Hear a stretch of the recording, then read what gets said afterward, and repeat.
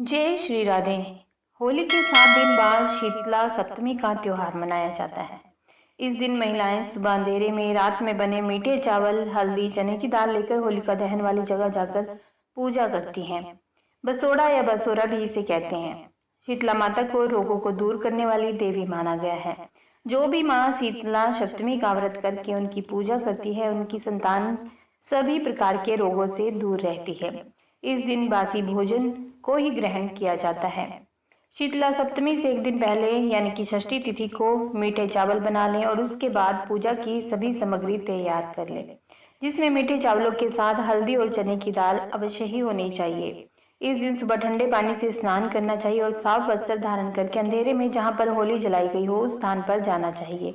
इसके बाद वहीं पर आटा गूंथ कर 2 आटे का दिया बनाएं और उसमें घी की बाती डुबो कर लगा दें। यह दीपक बिना जलाए उस होली वाले स्थान पर रख दें और मीठे चावल, चने की दाल और हल्दी भी चढ़ाएं और इसके बाद जल चढ़ाएं। इसके बाद मंदिर जाकर माता शीतला की पूजा करें। सबसे पहले माता शीतला को हल्दी और रोली का तिलक लगाएं। माता शीतला का तिलक करने के बाद काजल, मेहंदी, लच्छा और वस्त्र अर्पित करें। 3 कंडवारे का सामान अर्पित करें। इसके बाद माता शीतला की कथा पढ़ें या फिर सुने। कथा पढ़ने के बाद माता शीतला को भी मीठे चावलों का भोग लगाएं। इसके बाद माता शीतला की आटे का दीपक जलाकर आरती उतारें। आरती उतारने के बाद माता शीतला को जल अर्पित करें और उसकी कुछ बूंदें अपने ऊपर भी डाल लें। आइए सुनते हैं शीतला माता की कहानी। एक बार शीतला माता ने सोचा कि चलो आज देखूं कि धरती पर मेरी पूजा कौन करता है, कौन मुझे मानता है। यही सोचकर शीतला माता धरती पर राजस्थान के डोंगरी गांव में आई और देखा कि इस गांव में मेरा मंदिर भी नहीं है, ना ही मेरी पूजा है। माता शीतला गांव की गलियों में घूम रही थी, तभी एक मकान के ऊपर से किसी ने चावल का उबला पानी नीचे फेंका। वह उबलता पानी शीतला माता के ऊपर गिरा, जिससे शीतला माता के शरीर पर फफोले यानी कि छाले पड़ गए। शीतला माता के पूरे शरीर में जलन होने लगी। शीतला माता गांव में इधर उधर भाग भाग के चिल्लाने लगी, अरे मैं जल गई, मेरा शरीर तप रहा है, जल रहा है, कोई मेरी मदद करो। लेकिन उस गांव में किसी ने शीतला माता की मदद नहीं की। वहीं अपने घर के बाहर एक कुम्हारिन बैठी थी। उस कुम्हारिन ने देखा कि अरे यह बूढ़ी माई तो बहुत जल गई है, इसके पूरे शरीर में तपन है, इसके पूरे शरीर में छाले पड़ गए हैं, यह तपन सहन नहीं कर पा रही है। तब उस कुम्हारिन ने कहा, हे माँ, तू यहाँ आकर बैठ जा, मैं तेरे शरीर के ऊपर ठंडा पानी डालती हूँ। कुम्हारिन ने उस बूढ़ी माई पर खूब ठंडा पानी डाला और बोला, हे माँ, मेरे घर में रात की बनी हुई राबड़ी रखी है, थोड़ा दही भी है, तू दही राबड़ी खा ले। जब बूढ़ी माई ने ठंडी ज्वार के आटे की राबड़ी और दही खाया तो उसके शरीर को ठंडक मिली। तब उस कुम्हारिन ने कहा कि आ माँ, बैठ जा, तेरे सिर के बाल बिखरे हैं, ला मैं तेरी चोटी गूंथ देती हूँ। और कुम्हारिन माई की चोटी गूंथने के लिए कागसी बालों में करती रही, यानी कि कंघी करती रही।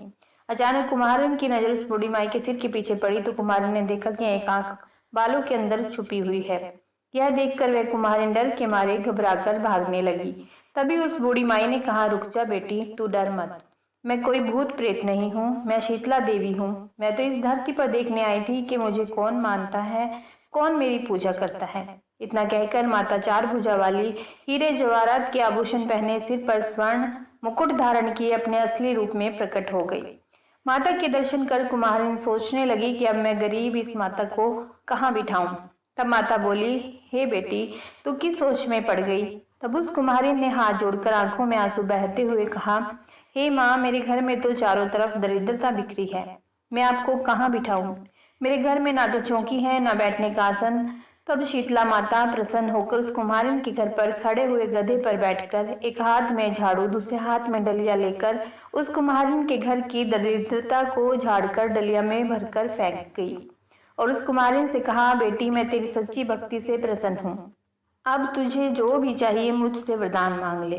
तब कुम्हारिन ने हाथ जोड़कर कहा कि माता, मेरी इच्छा है अब आप इसी गांव में स्थापित होकर यहीं रहो और जिस प्रकार आपने मेरे घर की दरिद्रता को अपनी झाड़ू से साफ कर दिया, ऐसे करके दूर किया, ऐसे ही आपको जो भी होली के बाद की सप्तमी को भक्ति भाव से पूजा कर आपको ठंडा जल, दही और बासी ठंडा भोजन चढ़ाए, उसके घर की दरिद्रता को साफ करना और आपकी पूजा करने वाली नारी जाति का खंड सुहाग रखना, उसकी गोद हमेशा भरी रखना। साथ ही जो पुरुष शीतला सप्तमी को नाई के यहाँ बाल न कटवाए, धोबी को कपड़े धुलने न दे और पुरुष भी आप पर ठंडा जल चढ़ाकर, नारियल फूल चढ़ाकर परिवार सहित ठंडा बासी भोजन करे, उसके काम धंधे व्यापार में कभी दरिद्रता न आए।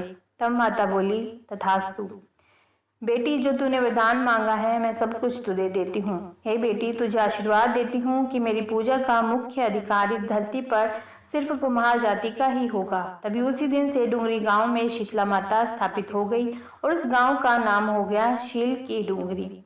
शील की डूंगरी भारत का एकमात्र मुख्य मंदिर है। शीतला सप्तमी वहां पर बहुत विशाल मेला लगता है। इस कथा को पढ़ने से घर की दरिद्रता का नाश होने के साथ सभी मनोकामना पूर्ण होती है। जय हो शीतला माता।